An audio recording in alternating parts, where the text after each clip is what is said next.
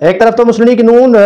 जो हल्का NA 213 उमरकोट का है उस पर पाकिस्तान पीपल्स पार्टी के उम्मीदवार की हिमायत कर रही है। जो मुस्लिम लीग नून मदर विंग है उनके सदर बशीर मेमन ने सबा तालपुर की हिमायत कर दी है, लेकिन दूसरी जानिब मुस्लिम लीग नून किसान विंग के जो सदर है मीर अमानुल्लाह तालपुर वो जाकर बैठे हैं माली की कैंप में। 213 पर PTI और GDA के जो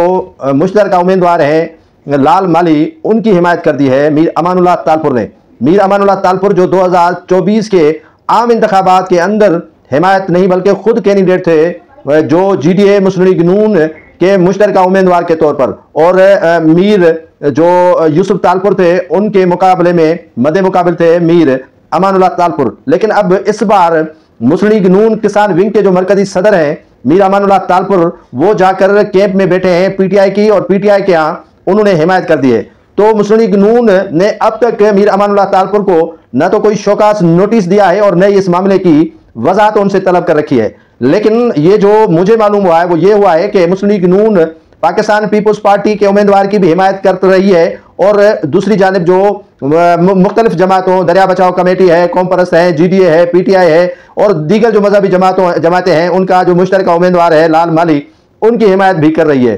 तो मुस्लिम लीग नून सिंध में अपने ही जमात दो हिस्सों में तकसीम हो गई है, और दो हिस्सों में तकसीम कर दिया गया है या खुद ब खुद हुई है यह तो मालूम नहीं है। लेकिन डिसिप्लिन की हद यह है कि एक जो मरकजी सदर है किसान विंग का वो PTI के उम्मीदवार की हिमायत कर रहा है, और वो जो अमानुल्लाह तालपुर है वो कहते हैं कि जाती हैसियत में वो हिमायत कर रहा है PTI के उम्मीदवार की, और इससे किसान विंग का कोई ताल्लुक नहीं है। जबकि मुस्लिम लीग नून की जो मदर विंग है उनके सूबाई सदर बशीर मेमन जो है वो सबा तालपुर का